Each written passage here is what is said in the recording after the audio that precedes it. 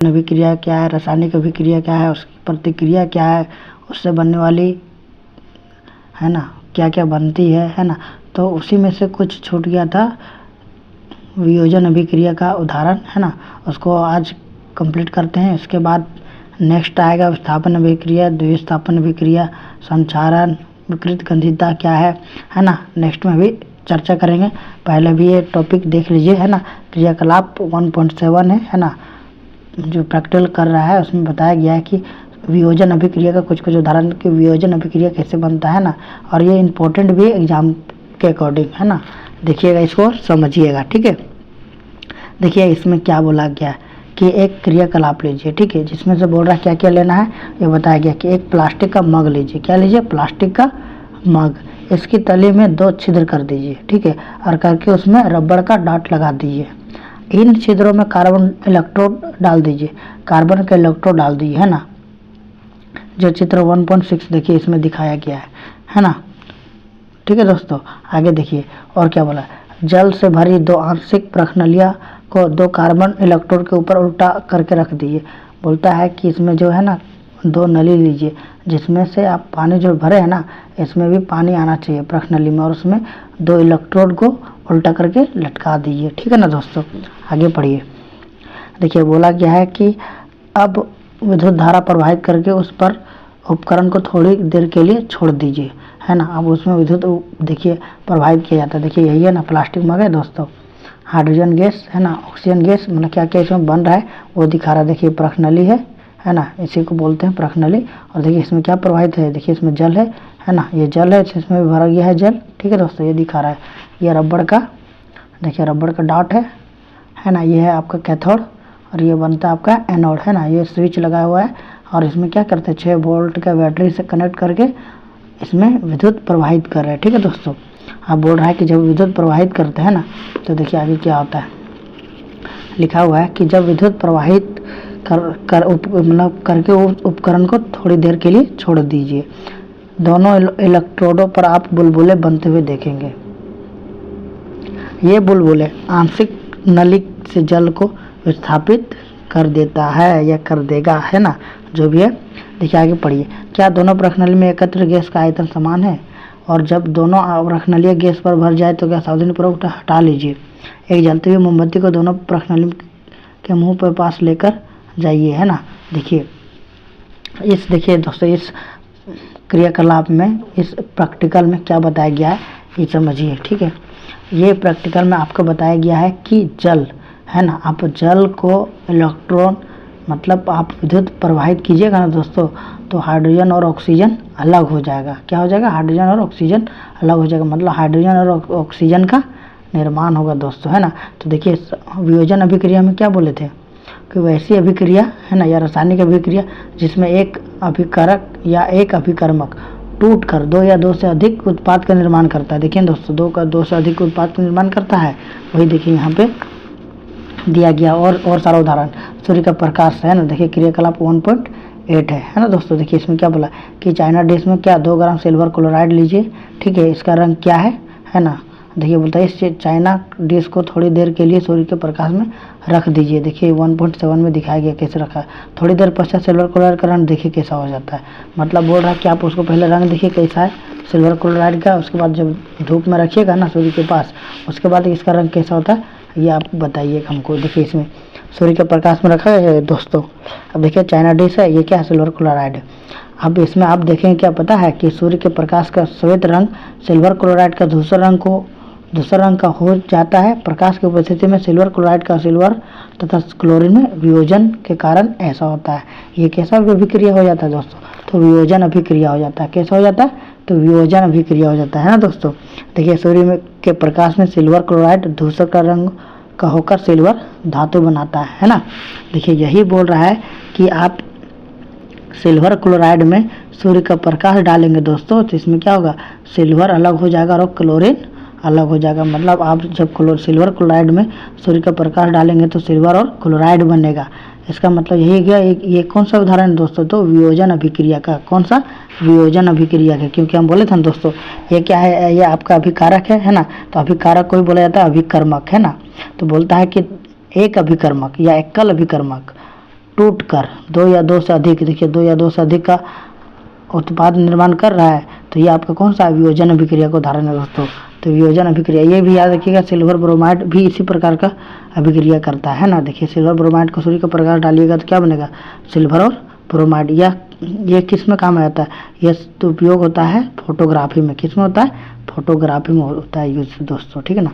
पूछा जाएगा कि सिल्वर ब्रोमाइड का आप यूज कहाँ किया जाता है, तो सिल्वर ब्रोमाइड का यूज फोटोग्राफी में किया जाता है दोस्तों। और सिल्वर क्लोराइड से हम लोग क्या बना सकते हैं, सिल्वर और क्लोरीन बना सकते हैं। किस में, उपस्थिति में, तो प्रकाश के उपस्थिति में। सूर्य के प्रकाश से कैसा है, जिसके कारण आप सिल्वर क्लोराइड और सिल्वर अलग कर सकते हैं। नेक्स्ट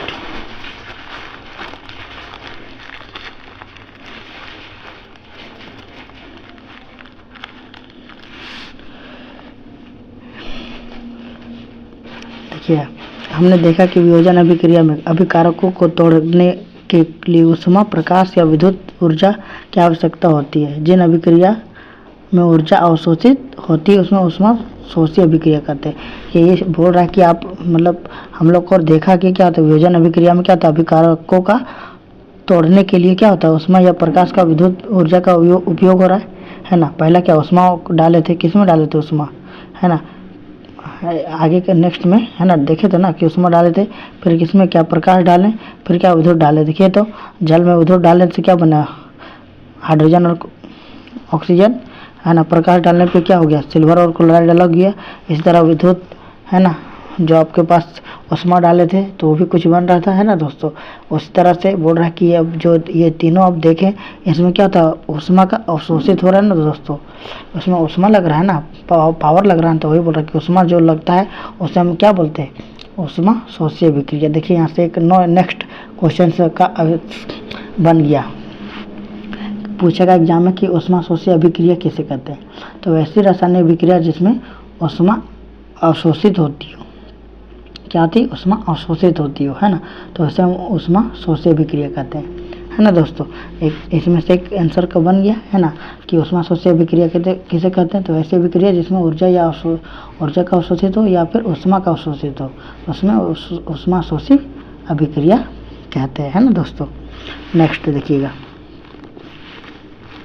देखिए निम्नलिखित में से क्रियाकलाप दिया हुआ है कि एक प्रणाली में 2 ग्राम बेरियम ऑक्साइड लीजिए, है ना, 1 ग्राम अमोनियम क्लोराइड लीजिए, है ना, डालकर छड़ को मिलाइए, अपनी हथेली में प्रणाली को निचले सिरे पर रख छुइए, आप कैसा महसूस कीजिएगा, है ना।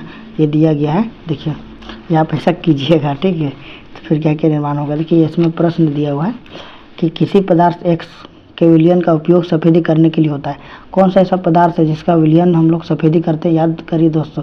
सफ़ेदी के लिए हम बताए थे चूना, है ना, बोले थे ना, वो कैसे बनता है, कैल्शियम ऑक्साइड। तो ये बोलते हैं एक्स क्या है, तो एक्स विलयन है आपका कैल्शियम ऑक्साइड, है ना, CaO, है ना, CaO calcium oxide. Calcium oxide का उपयोग क्या करते हैं, सफ़ेदी करने में। बोलता है एक्स का नाम क्या है, कैल्शियम ऑक्साइड, और उसमें अगर हम जल डालते हैं, है ना, तो बोलते हैं जल के साथ अभिक्रिया लिखिए।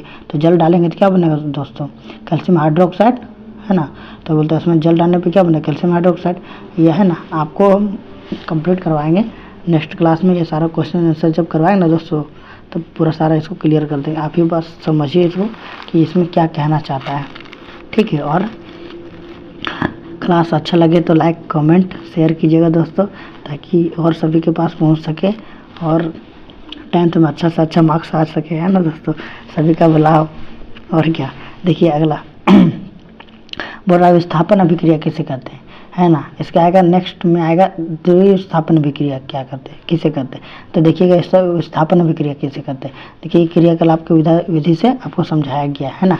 तो बोलता है क्रियाकलाप कितना 1.9 है। तो बोल रहा है कि इसमें क्या करना है, तो बोलता है लोहे के 3 कील लीजिए। क्या लेना है, लोहे का 3 कील लीजिए, उन्हें रेगमाल से रगड़ कर साफ कर दिए। मतलब उसको अगर थोड़ा बहुत उसमें जंग लगा हुआ है तो उसको पहले आप साफ कीजिए, ठीक है। फिर बोलता है A B से चिन्हित कीजिए, है ना, चिन्हित हुए प्रणाली लीजिए। जो A B में लिखा हुआ है वो प्रणाली लीजिए, ठीक है। प्रत्येक प्रणाली में 10 ml कॉपर सल्फेट का विलयन डालिए, है ना दोस्तों। और बोला कि 2 नीले को धागे में बांध कर, मतलब 2 कीले को क्या बोल रहा है, धागे में बांध कर सावधानी पूर्वक प्रणाली क्या किसमें बोल रहा है, B के कॉपर सल्फेट के विलयन में लगभग 20 मिनट तक डुबो कर रख दीजिए।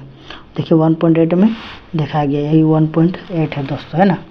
देखिए ये 1.8 है, इसमें देखिए ये है ना, इसको प्रखनली को है ना इसमें बांधा गया है और इसमें क्या किया है, रस्सी से इसको 2 कील को लटकाया गया है। ये कौन सा विलयन है दोस्तों, ये कॉपर सल्फेट का विलयन है और ये लोहे का 2 कील है ना दोस्तों। यही है प्रखनली और ये है आपका धागा है ना, धागा में इसको लटकाया गया है तो वही बोला गया। तो देखिए आप क्या बोल रहा है कि प्रखनली ए तथा बी में कॉपर सल्फेट के विलयन के नीले रंग की तीव्रता की तुलना कीजिए।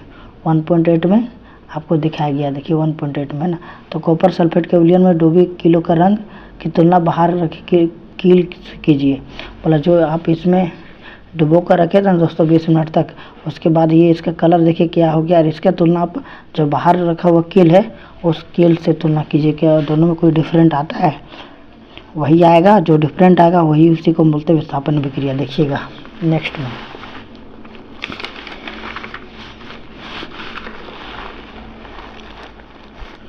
देखिए दोस्तों है ना, ये आपका लोहे का कील है ना, कौन सा जो बाहर रखा हुआ था है ना, और जो ये कॉपर सल्फेट का विलयन का कील है जो कॉपर सल्फेट के विलयन से बाहर निकाली गई है ना।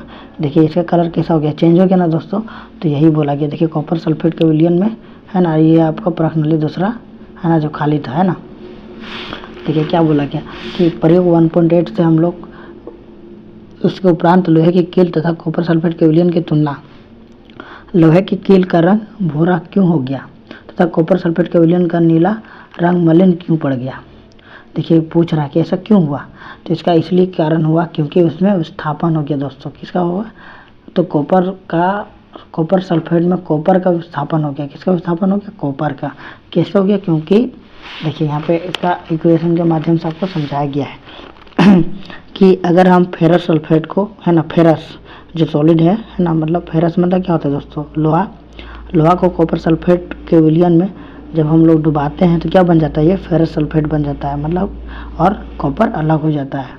मतलब कॉपर क्यों अलग हो जाता है, क्योंकि एक कमज़ोर तत्व है किससे, फेरस से कमज़ोर होने के कारण ये विस्थापन हो गया, जिसके कारण ये कॉपर अलग हो गया और फेरस सल्फेट का आयरन सल्फेट बनाया गया। और इसी को जो अलग किया जाता है इसको बोलते हैं विस्थापन अभिक्रिया है ना दोस्तों। आगे देखिएगा, बोलता है इस अभिक्रिया में लोहे जिसको बोलते हैं आयरन ने दूसरे तत्व कॉपर सल्फेट के विलयन से विस्थापित कर दिया गया या हटा दिया गया। इस अभिक्रिया को हम लोग क्या बोलते हैं, विस्थापन अभिक्रिया। देखिए इससे क्वेश्चन से बनेगा कि विस्थापन अभिक्रिया किसे कहते हैं, क्या बोलेगा, विस्थापन अभिक्रिया किसे कहते हैं, है ना दोस्तों। बहुत इंपॉर्टेंट क्वेश्चन है, एग्जाम में पूछता ही रहता है, हमेशा हर एक एग्जाम में पूछता है। जितना भी 10th का भी एग्जाम दीजिए, टेस्ट दीजिए, फाइनल दीजिए, उसमें हर एक है ना इसमें क्वेश्चन आता है कि विस्थापन अभिक्रिया किसे कहते हैं। तो ऐसी रासायनिक अभिक्रिया जिसमें कमज़ोर तत्व है ना, मतलब मजबूत तत्व कमज़ोर तत्व को हटाकर उसकी जगह ले लेता है ना, उसे विस्थापन अभिक्रिया कहते हैं ना। या फिर ऐसा आप ऐसे भी लिख सकते हैं कि ऐसे रासायनिक अभिक्रिया जिसमें स्ट्रॉन्ग है ना या मजबूत तत्व या अधिक अभिक्रियाशील तत्व कम क्रियाशील तत्व को विस्थापित कर देता है, उसे विस्थापन अभिक्रिया कहते हैं ना। तो आप इसको अपने तरीके से कैसे भी अपना बना के लिख सकते हैं। तो इसको ऐसे ही लिखिएगा कि वैसी रासायनिक अभिक्रिया जिसमें एक अभिक्रिया अधिक अभिक्रियाशील तत्व कम क्रियाशील तत्व को हटाकर उसके स्थान ले लेता है, उसे विस्थापन अभिक्रिया कहते हैं, है ना दोस्तों। आगे देखिएगा, देखिए इसमें दिखाया गया है कि जिंक में हम कॉपर सल्फेट का विलयन है ना के साथ हम अभिक्रिया करवाते हैं तो क्या बनता है, जिंक सल्फेट और कॉपर अलग कर दिया जाता है। मतलब एक अधिक अभिक्रियाशील तत्व कम क्रियाशील तत्व को हटाकर उसके स्थान ले लेता है, उसे हम विस्थापन अभिक्रिया कहते हैं ना दोस्तों। देखिए लेड भी क्या करता है, कॉपर क्लोराइड को कॉपर को अलग कर देता है और लेड क्लोराइड बना देता है। ये भी किसका उदाहरण है, तो विस्थापन अभिक्रिया का उदाहरण। तो आपको ये भी पूछेगा कि विस्थापन अभिक्रिया किसे कहते हैं, उसका उदाहरण दे, तो उदाहरण दे सकते हैं दोस्तों। फेरस को कॉपर सल्फेट के साथ विलयन में हम लोग अभिक्रिया करवाते हैं तो क्या बन सकता है, फेरस सल्फेट प्लस कॉपर। उस तरह जिंक को कॉपर सल्फेट के साथ विलयन को अभिक्रिया करवाते हैं तो क्या बनता है, जिंक सल्फेट और कॉपर। तो 2 उदाहरण में से एक आप दे दीजिएगा, है ना। ये भी या फिर तीसरा, इसमें 3 उदाहरण दिया गया किसका, विस्थापन अभिक्रिया का, है ना दोस्तों। अब नेक्स्ट आइए, देखिए अब इसमें बोला गया कि जिंक लेड कॉपर की अपेक्षा अधिक क्रियाशील तत्व है। किसके, जिंक लेड और कॉपर जो है ना, जिंक और तथा लेड है कॉपर की अपेक्षा में अधिक क्रियाशील तत्व है। इसमें एक और आ सकता है, इसमें है ना, क्या आ सकता है, तो आयरन, आयरन है ना, आयरन और जिंक तथा लेड कॉपर की अपेक्षा अधिक मतलब क्रियाशील तत्व है, वह कॉपर को की यौगिक से विस्थापन कर देता है ना। क्या बोलता है कि आयरन, जिंक और लेड कॉपर की अपेक्षा में अधिक क्रियाशील तत्व है, वह कॉपर के यौगिक को क्या करता है दोस्तों, उसका विस्थापन कर देता है। उससे हम लोग क्या बोलते हैं, विस्थापन अभिक्रियाशील। तो ऐसे याद रखिएगा, ऐसी रासायनिक अभिक्रिया जिसमें अधिक अभिक्रियाशील तत्व कम क्रियाशील तत्व को हटाकर उसका स्थान ले लेता है, उसे विस्थापन अभिक्रियाशील या विस्थापन अभिक्रियाशील कहते हैं, है ना, या विस्थापन अभिक्रिया कहते हैं। ठीक है दोस्तों, आगे नेक्स्ट आइएगा, बोलता है द्विविस्थापन अभिक्रिया, है ना। इसको आप समझिएगा, द्विविस्थापन अभिक्रिया। देखिए इसमें चार्ट में बताया गया कैसे, ये देखिए 1.2 पॉइंट है ना, 1.2.4 है द्विविस्थापन अभिक्रिया। देखिए इसमें दिया गया है कि एक प्रखनली में 3 ml सोडियम सल्फेट का विलयन लीजिए, है ना, एक प्रखनली में, है ना, अन्य 3 ml का बेरियम क्लोराइड लीजिए। पहला हम कितना लेना बोला, 3 ml का सोडियम सल्फेट, और दूसरा हम लेने बोल रहा है कि अन्य में क्या लेना बोला, प्रखनली में कि 3 ml का बेरियम क्लोराइड लीजिए, है ना। दोनों विलयन को मिला दीजिए, मस्त करके मिला दीजिए। देखिए ऐसे मिलाया गया, सोडियम सल्फेट के विलयन में युक्त प्रखनली है ना, सोडियम सल्फेट का, और ये आपका बेरियम क्लोराइड के विलयन युक्त प्रखनली है ना, 1.9 बेरियम सल्फेट तथा सोडियम क्लोराइड का निर्माण। देखिए कैसे निर्माण होता है। नेक्स्ट इधर देखिए, है ना दोस्तों, आगे देखिए इसको, आप देखेंगे कि श्वेत रंग एक पदार्थ का निर्माण होता है जब आप सोडियम क्लोराइड को और बेरियम सल्फेट को, है ना, या सोडियम सल्फेट को और बेरियम क्लोराइड को जब मिला देते हैं अच्छे से, है ना, तो क्या बनता है। देखिए वही बताया गया कि आप देखेंगे कि श्वेत रंग के एक पदार्थ का निर्माण होता है जो जल में विलयन या जल में अविलेय है, उसे अविलेय पदार्थ का अवक्षेप भी कहते हैं, है ना। जिस प्रक्रिया या जिस अभिक्रिया में अवक्षेप का निर्माण होता है उसे हम क्या बोलते हैं, अवक्षेपण अभिक्रिया। देखिए दोस्तों एक और क्वेश्चन यहाँ मिल गया, है ना, क्या मिल गया, तो अवक्षेपण अभिक्रिया किसे कहते हैं, क्या किसे कहते हैं, तो अवक्षेपण अभिक्रिया किसे कहते हैं।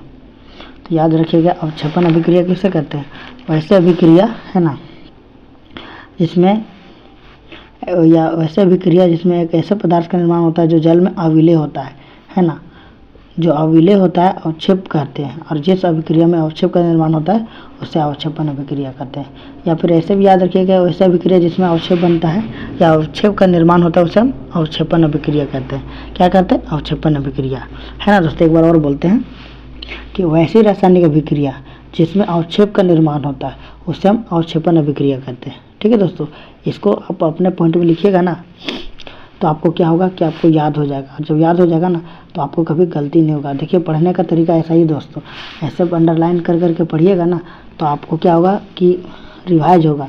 जब रिवाइज होगा ना तो ये आपको पता चलेगा कि हम क्या पढ़े थे और क्या, वो कम टाइम में ज़्यादा कुछ समझना है ना दोस्तों। तो थोड़ा स्मार्ट स्टडी कैसे करते हैं इससे आप समझ में आ जाएगा, है ना। तो देखिए अवक्षेपण अभिक्रिया समझ गए कि अवक्षेपण अभिक्रिया किसे कहते हैं, वैसे रासायनिक अभिक्रिया जिसमें अवक्षेप का निर्माण होता है उसे हम अवक्षेपण अभिक्रिया कहते हैं, है ना दोस्तों।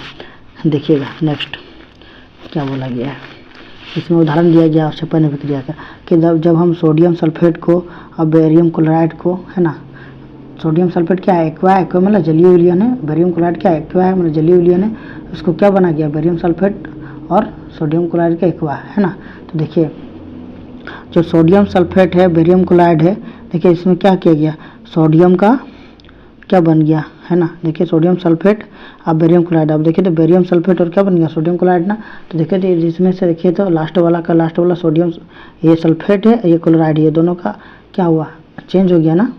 ये आपका बन गया सल्फेट इधर आ गया बेरियम में, और क्लोराइड किस में चला गया, सोडियम में, है ना। तो देखिए इस अभिक्रिया को हम लोग बोलते हैं द्विविस्थापन अभिक्रिया, है ना। देखिए इसी के बारे में देखिए पढ़िए। तो बोलता है ऐसा क्यों होता है, देखिए जब बोलता है बेरियम को 2+ और तथा सोडियम सल्फेट का -2 होता है है ना। क्या होता है ये 2 + 2 - 2, ये उसका आयन होता है। क्या दोस्तों, आयन होता है, जिसको बोलते हैं हम लोग संयोजन, है ना, वैलेंसी। ठीक है दोस्तों, तो बोलती है अभिक्रिया में से बेरियम सल्फेट के अवक्षेप का निर्माण होता है। एक अन्य उत्पाद सोडियम क्लोराइड का भी निर्माण होता है जो विलयन में रहता है। देखिए, वे अभिक्रिया जिनमें अभिकारकों के बीच आयनों का आदान प्रदान होता है ना दोस्तों।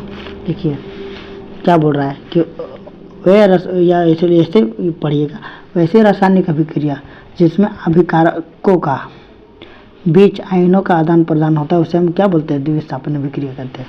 देखिए इससे भी एक नियम बना ना, द्विस्थापन अभिक्रिया किसे कहते हैं, तो वैसे रासायनिक अभिक्रिया जिसमें अभिकारकों का आयनों का आदान प्रदान होता है उसे हम द्विस्थापन अभिक्रिया कहते हैं, है ना दोस्तों, यहाँ से रखिएगा, है ना।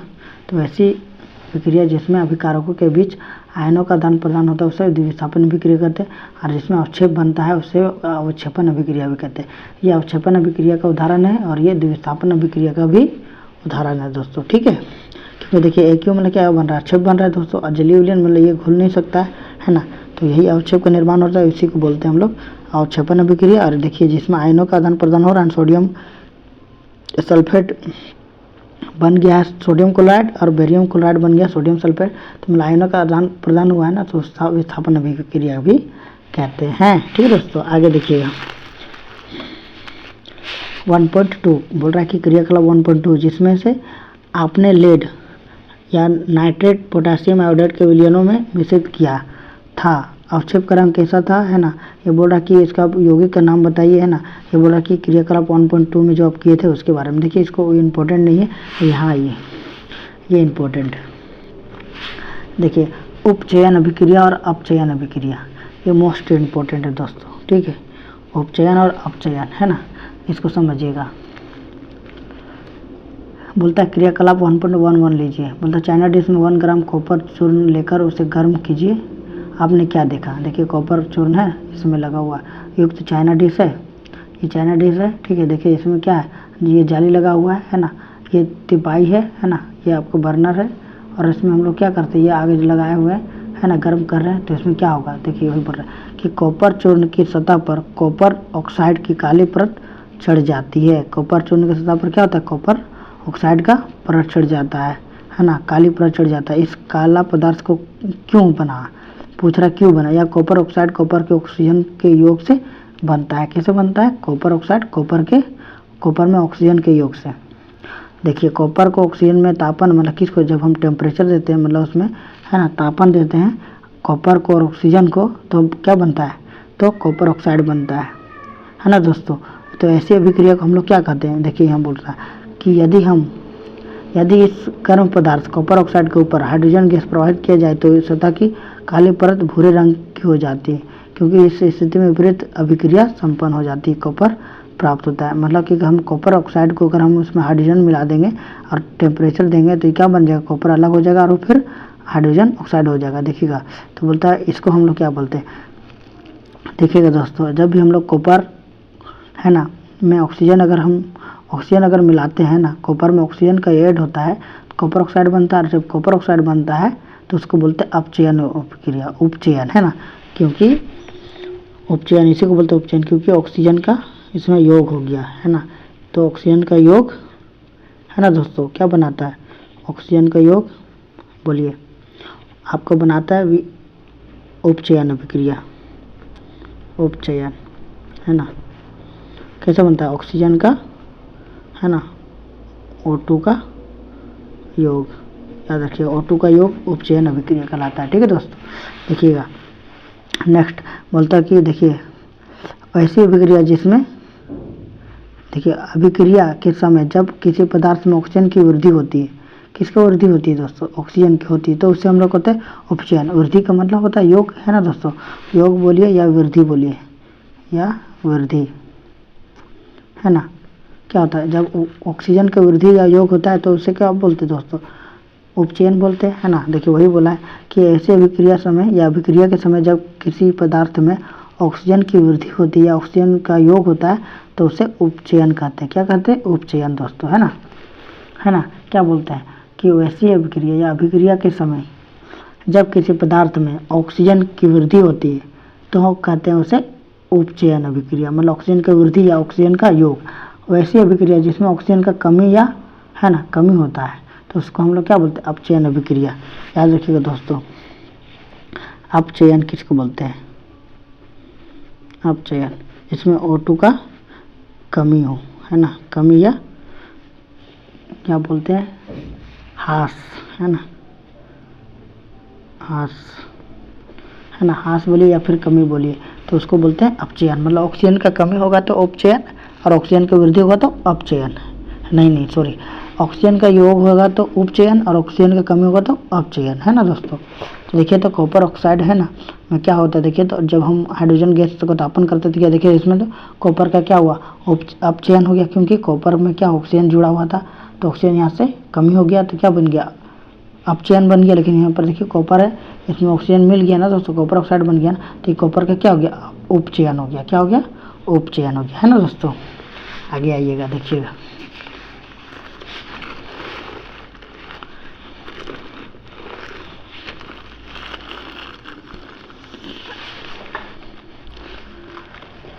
देखिए बोलता है अभिक्रिया 1.29 कॉपर ऑक्साइड में ऑक्सीजन का क्या हो गया था, कॉपर ऑक्साइड में ऑक्सीजन का कमी हो गया था दोस्तों। ह्रास मतलब क्या होता है, कमी होता है, कमी हो रहा था, इसलिए इसको हम लोग क्या बोलते हैं, अपचयन, है ना।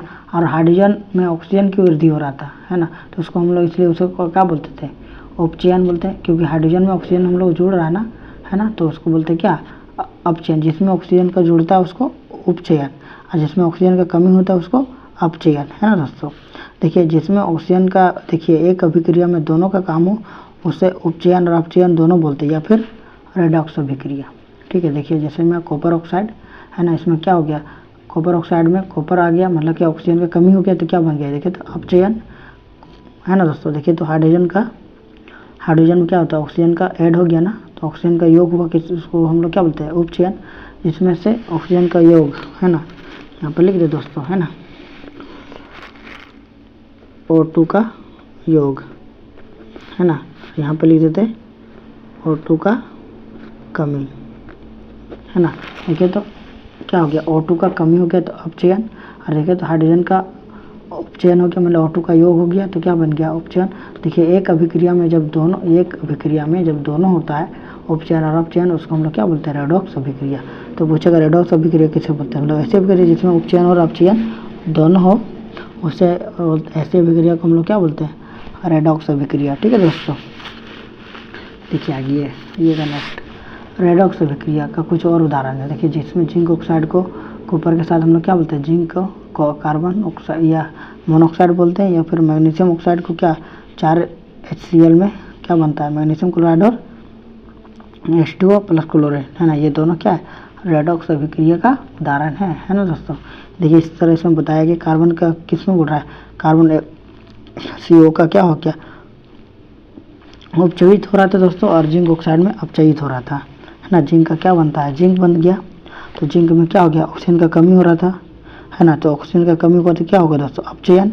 और जिसमें ऑक्सीजन का योग होगा उसमें क्या बोलते हैं, उपचयन। तो देखिए कार्बन का क्या हो गया, उपचयन हो गया, और जिंक को क्या हो गया, अपचयन हो गया, है ना। तो जब दोनों हो रहा है एक अभिक्रिया में तो हम लोग क्या बोलते हैं उसे, बताइए, उसको बोलते हैं रेडॉक्स अभिक्रिया, ठीक है दोस्तों। आगे देखिएगा, देखिए वही बताया गया कि ऊपर में दिए गए उदाहरणों से आधार से हम कह सकते हैं कि यदि किसी भी अभिक्रिया में पदार्थ का उपचयन तब होता है जब उसमें ऑक्सीजन का वृद्धि होता है और हाइड्रोजन का कमी होता है ना।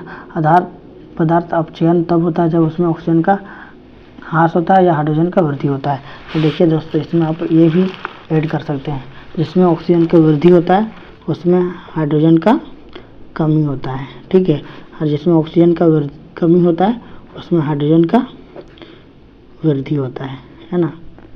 ये भी आप लिख सकते हैं टॉपिक में, है ना। उपचयन अभिक्रिया किसे कहते हैं, जिसमें ऑक्सीजन का योग और हाइड्रोजन का कमी हो। अपचयन अभिक्रिया जिसमें ऑक्सीजन की कमी और हाइड्रोजन का वृद्धि हो, उसे क्या करते हैं, अपचयन अभिक्रिया, ठीक है। तो यही इंपॉर्टेंट है, यही याद रखिएगा। ये एग्जाम में पूछता है कि उपचयन अभिक्रिया कैसे करते हैं और अपचयन अभिक्रिया कैसे करते हैं, या फिर रेडॉक्स अभिक्रिया कैसे करते हैं, यही 3 इंपॉर्टेंट है। तो उपचयन अभिक्रिया जिसमें ऑक्सीजन का योग हो और हाइड्रोजन का कमी हो, तो अब उसको उपचयन अभिक्रिया, अपचयन जिसमें ऑक्सीजन की कमी हो और हाइड्रोजन का वृद्धि हो तो उसको बोलते हैं अपचयन। और जब दोनों एक साथ हो तो रेडॉक्स अभिक्रिया, है ना। जिस अभिक्रिया में अपचयन और उपचयन दोनों हो उसको रेडॉक्स अभिक्रिया कहता है। ठीक है दोस्तों, देखिए आइएगा, देखिए ये आ गया आपका नेक्स्ट। क्या आपने दैनिक जीवन में उपचयन अभिक्रियाओं के प्रभाव को देखा है? अपना बोल रहा है कि अपना जीवन में कभी उपचयन, है ना, उपचयन का मतलब क्या होता है दोस्तों, जिसमें ऑक्सीजन का योग होता है ना, या हाइड्रोजन का कमी होता है। तो बोलता है क्या आपने कभी जीवन में उपचयन देखा है जिसमें ऑक्सीजन का ऐड हो गया? अगर देखा है तो बताइए उसको क्या बोलते हैं? उसी को बोलते हैं हम लोग संचारण, कि उस चीज़ को संचारण हो गया। जिस चीज़ में ऑक्सीजन का ऐड हो जाता है दोस्तों वो चीज़ हम लोग खराब बोलते हैं, खराब हो गया। जैसे कुरकुरे, कुरकुरे जो आप फाड़ दीजिएगा, है ना दोस्तों, फाड़ने के बाद देखिएगा कुछ देर के बाद उसको आप नहीं खाइएगा, छोड़ दीजिएगा, फिर देखिए कुछ देर के बाद उसको खाइएगा ना, कुरकुर नहीं लगेगा, कुरुम कुरुम जो लगता था ना दोस्तों अब लगेगा उसको चपस चपस। मतलब उसमें क्या हो गया, ऑक्सीजन का ऐड हो गया तो क्या हो गया, मुलायम हो गया। तो मुलायम हो गया तो क्या लगेगा, चपस चपस। उसमें क्या बोलते हैं उसको, संचारण हो गया, है ना दोस्तों, वो खराब हो गया, है ना। देखिए इसमें बताया गया कि आपने अवश्य देखा होगा कि लोहे की बनी नई वस्तु चमकीली होती है लेकिन कुछ समय पश्चात उन पर लालिमायुक्त भूरे रंग की परत चढ़ जाती। ऐसी अभिक्रिया को हम लोग लोहे का क्या बोलते हैं, जंग लगना कहते हैं। कुछ अन्य धातु भी ऐसा परिवर्तन होता है। देखिए दोस्तों उसमें के और एक उदाहरण है जिसको बोलते हैं लोहे में जंग लगना। लोहे में जंग लगने का मतलब होता है, देखिए जब लोहा पानी में या फिर खुले वातावरण में छोड़ देते हैं नमी के कारण, है ना, तो देखिए तो उसमें पानी का शेप आ जाता है। तो उसमें जब पानी पड़ जाता है तो क्या होता है, पानी में क्या होता है, ऑक्सीजन होता है दोस्तों। तो ऑक्सीजन उसमें क्या हो जाता है, ऐड हो जाता है। जब ऑक्सीजन ऐड होता है तो क्या होता है, भूरे रंग का हो जाता है या परत चढ़ जाता है। उसको क्या बोलते हैं, जंग लगना बोलते हैं। उसी में बोलते हैं क्या, संचारण हो गया। क्या बोलते हैं, संचारण हो गया। देखिए और कुछ बोलते हैं, कुछ अन्य धातुओं में से ऐसी ही परिवर्तन होता है। क्या आपने चांदी तांबे चढ़ाने वाली परत का रंग भी ध्यान दीजिएगा, है ना, उसमें भी वही होता है। जब कोई धातु अपने आसपास अम्ल आर्द्रता के संपर्क में आती है तो क्या होता है, संचारित हो जाता है। तो दोस्तों ये भी पूछेगा कि संचारण अभिक्रिया किसे कहते हैं। वैसे अभिक्रिया जिसमें ऑक्सीजन का योग होता है ना, तो वो संचारण अभिक्रिया कहलाता है। देखिएगा कि ये समझिएगा इसको, मतलब ऐसी अभिक्रिया को हम लोग क्या बोलते हैं, संचारण अभिक्रिया।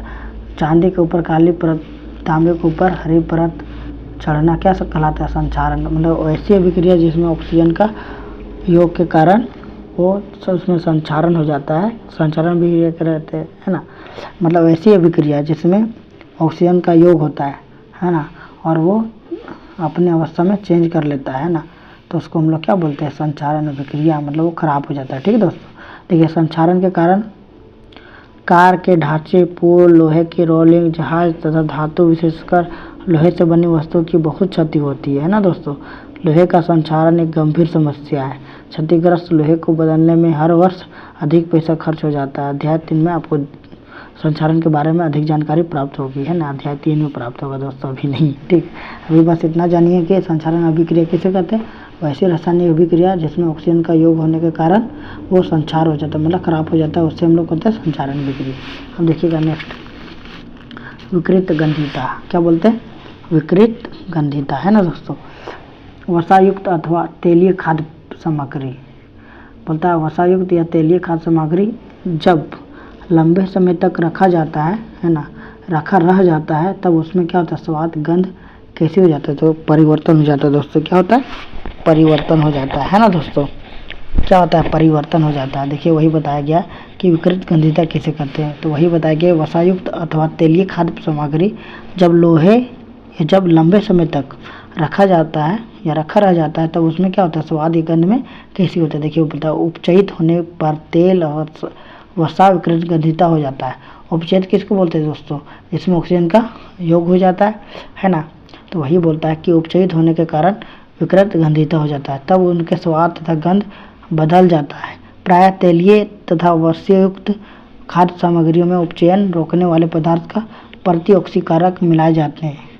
वायुरोधी बर्तन में खाद्य सामग्री रखने में से उपचयित की धीमी गति के कारण, है ना, गति हो जाती है। क्या आप जानते हैं कि चिप्स बनाने वाले चिप्स की थैली में ऑक्सीजन हटाकर उसमें नाइट्रोजन का गैस जिसे कर्म सक्रिय गैस को युक्त कर देते हैं ताकि चिप्स का उपचयन ना हो सके। देखते हैं दोस्तों, जो हम लोग कुरकुरे खाते हैं, चिप्स खाते हैं, उसमें कौन सा गैस भरा होता है? उसमें नाइट्रोजन का गैस भरा होता है, ऑक्सीजन नहीं होता, क्योंकि ऑक्सीजन अगर रहेगा तो ख़राब हो जाएगा, मतलब चपस चपस हो जाएगा, क्योंकि हमको खाने का मन है कुरुम कुरुम, तो कुरुम कुरुम खाने के लिए हम लोग को नाइट्रोजन गैस डाला जाता है ताकि वो ऑक्सीजन का कमी रहे, ऑक्सीजन उसमें ना आए, क्योंकि अगर ऑक्सीजन ऐड हो जाएगा तो वो ख़राब हो जाएगा, तो उसी को विकृत गंधिता भी बोलते हैं।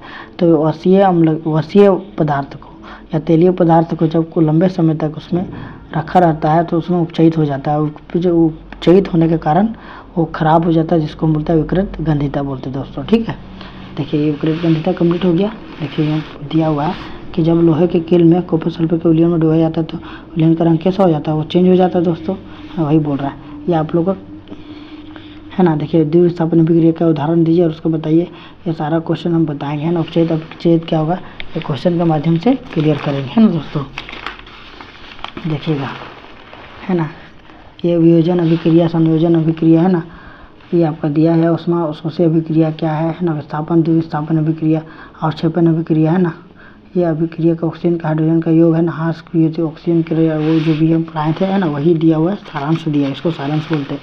देखिए यहाँ से आपका आता है अभ्यास, मतलब क्वेश्चंस, है ना, जो आपको दिया गया कि नीचे दिए गए संबंध में, है ना, बताया गया कि जो हो रहा है क्या होता है। शीशा अपचयित हो रहा है ना, या कार्बन डाइऑक्साइड उपचयित हो रहा है। ये अपचयित उपचयित का कारण है जो भी हम बताए थे, है ना।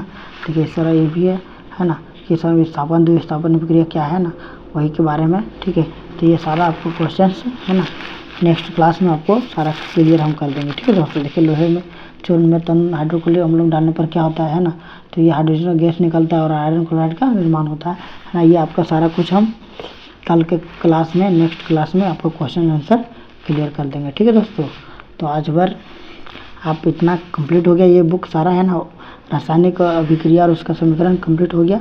नेक्स्ट वीडियो में इसका सारा आपका क्वेश्चन आंसर क्लियर करा देंगे। ठीक है दोस्तों, तो जय हिंद, जय भारत। अगर आपको वीडियो अच्छा लगे, है ना, क्लास अच्छा लगे तो लाइक कमेंट शेयर कीजिएगा, और नए हैं तो सब्सक्राइब कर लीजिएगा, और ताकि नए नए दोस्तों को शेयर कीजिएगा, ताकि जो 10th का एग्ज़ाम देगा उसको हेल्पफुल हो इस क्लास को देख के। ठीक है दोस्तों, जय हिंद।